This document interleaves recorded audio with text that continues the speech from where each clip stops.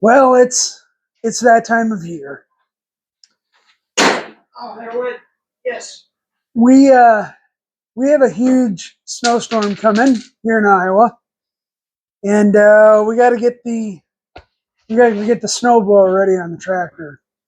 Um, it's a project I usually put off until the absolute last minute. In fact, I'm ahead of schedule this year because there's no snow on the ground. I usually like to wait until there's snow on the ground to do this because there's a couple things I hate clearing snow. I I hate clearing snow. So this is more of a chore than anything for us. Uh, my son Grady, he does. He's doing most of the work and most of the snow clearing too. So got that going for me. But thought I'd bring you along for something a little different. So we're gonna go. So right now he's taking the deck off, and on these older John Deeres. Did you break my screwdriver? No, it's supposed to do that. Oh, it is? That's supposed to come off of there? No glue hole. Why don't I get the flash on? There.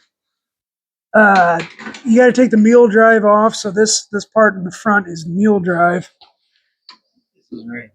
That's your clutch, or your PTO actually, and that should all just drop down now.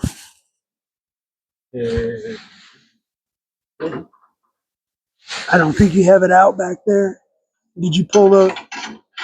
Did you pull those horseshoes out? As much as I can't. There you go. Now twist it. There. It's all the way out. Okay. No So that let go. It's not John Deere's best design or the best design in the world for taking on and off a mower deck, but I guess it does work. And they use this system for years. A little bit on the shelf. It's a John Deere 318. I think it's like a 90 or 91.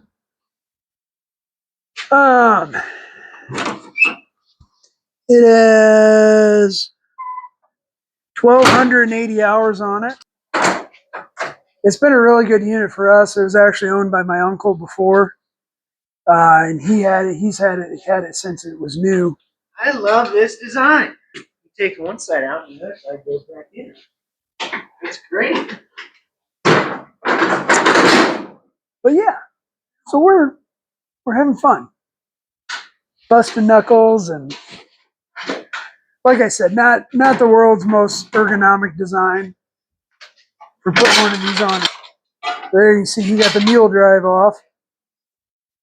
That's kind of the bad thing. There's no real bad thing is like a finger pincher level 12. Are you okay? Yeah. What'd you do? I smacked mine.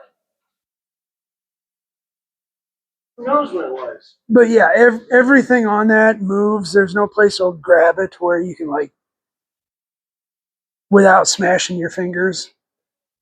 But then the rest of it's pretty straightforward. You just pull these pins out on the bottom here.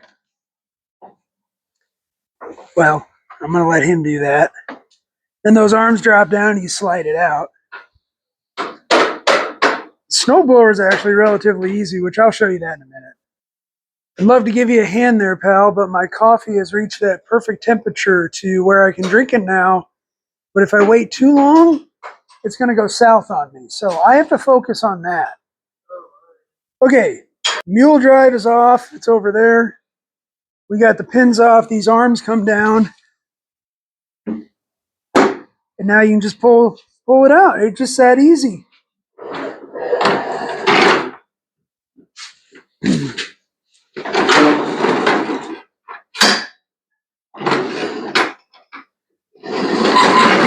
And now you got a 750,000 pound mower deck. You got to figure out what to do with it.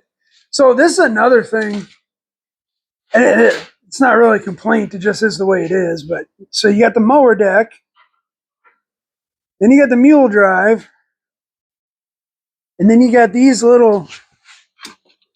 These are the little. I don't know what you call them. Brackets that go on there that lift it up and down, and a lot of little components that you got to keep track of. And nothing's very convenient. It's just, but that's just the way it is. Um, Overall, it's a hell of a unit because it's, like I said, it's a 90 or a 91. So it's 35 years old and it still does us a great job. No, this is like a 90 or a 91. The 318, the 318 series, 316, 318, 332, and the 330, they all came out in the mid 80s. So They just didn't really update them. no, they pretty much stayed the same. I mean, there were little things I'm sure they changed, but as you see, this one we got a 3-point on, and we've also got the optional missing tail light. It needs a new seat, but you know, everything else it's got that 20 horse or 18 horse Onan engine, really good engine. Um, so yeah, no rear PTO on this one, but yeah. So he's putting he's getting ready to put the blower on here.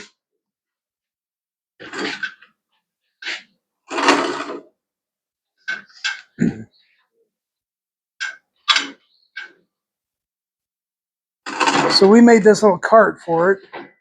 Yee. Okay, Grady made this little cart for it. Credit where credit's due.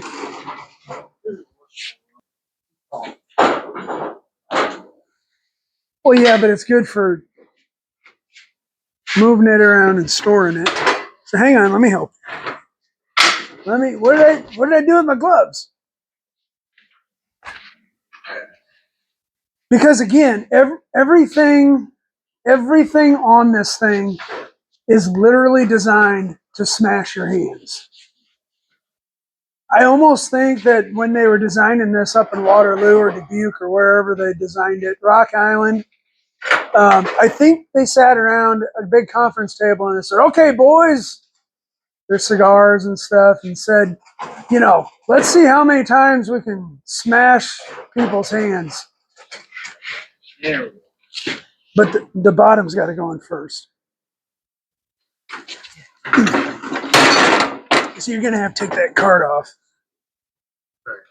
Take it off the cart. Oh, cart. Yeah. You say cart.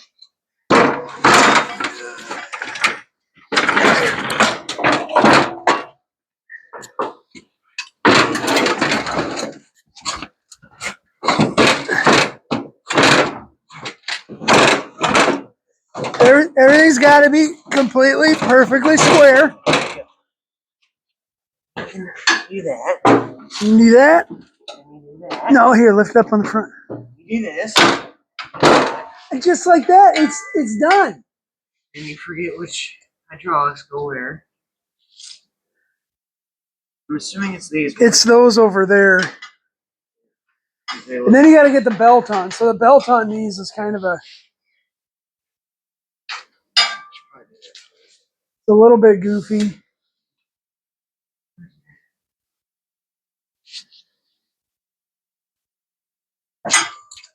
There, got it.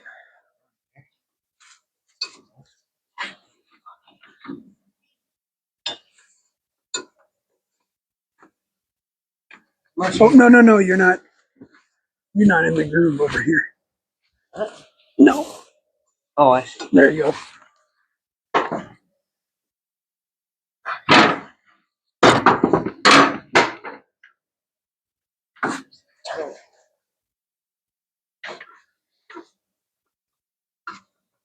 There you go. Did you catch all that, or was it just the back of my head? Probably just the back of my head. But yeah, you got to turn that PTO clutch to kind of get it in the groove. And you just do it. That's the most important. So every year when we hook this up, I say we need to mark these so we know which one of That one's bad. the ports. Well, that's just the outer jacket. It's fine. Which one of these goes in which hole? And then every year I don't do that. So we just guess, and it'll probably be wrong.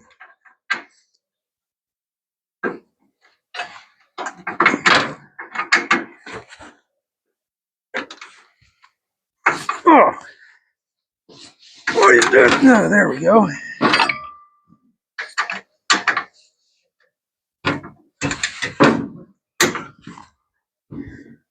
Okay, so hydraulic line's hooked up, snowblower's hooked up. Let's try it.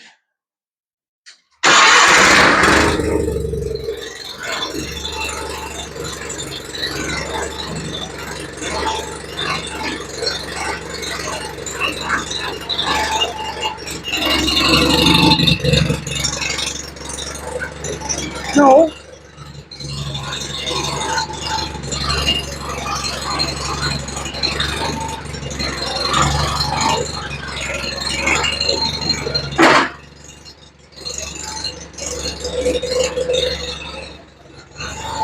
So it's backwards.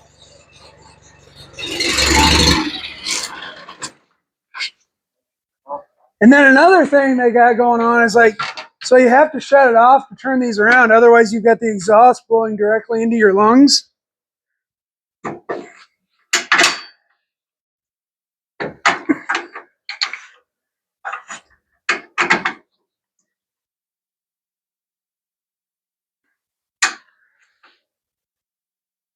God dang it. Get the frick out of it.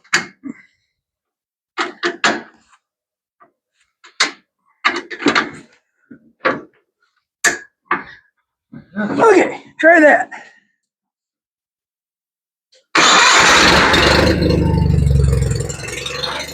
Yeah, there we go.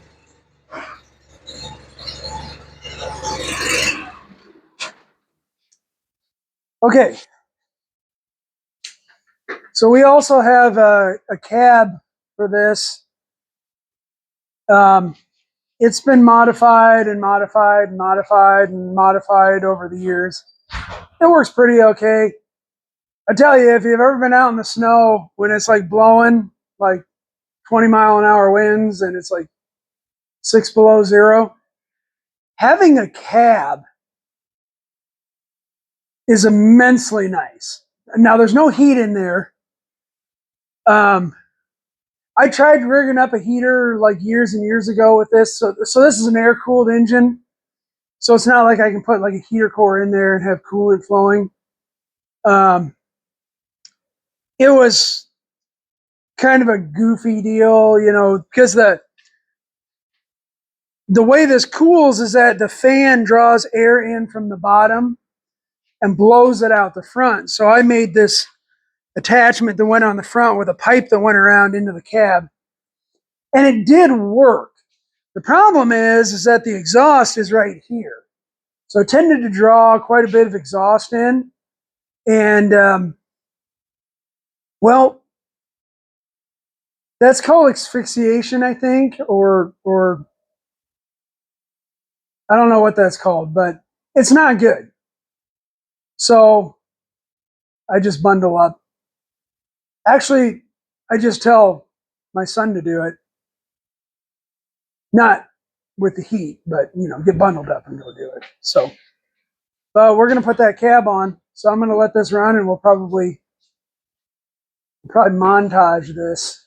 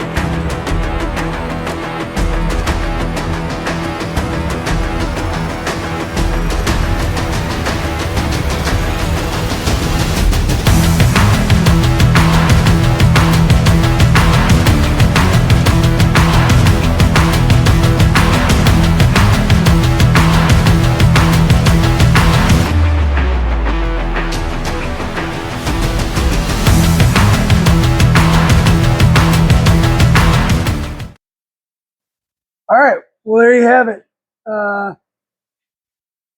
Cab's put on. Snowblower's put on. And she's ready for snow. I'm not, but it is. So, yeah. John Deere 49-inch single stage snowblower. That rubber's off of there, so your foot's going to get cold. But, I mean, that's basically it. This cab has been around, like I said, when it's blowing 20 out and it's -6, keeping the wind off of you, that's a big deal. That's a really big deal, right? He never stops talking. But yeah, it's done us a really good job. And I custom made this cab thing here and stuff, so it's not perfect, it's not great, but it gets the job done. So yeah, just a quick one. So thanks for watching, and I'll see you on the next one.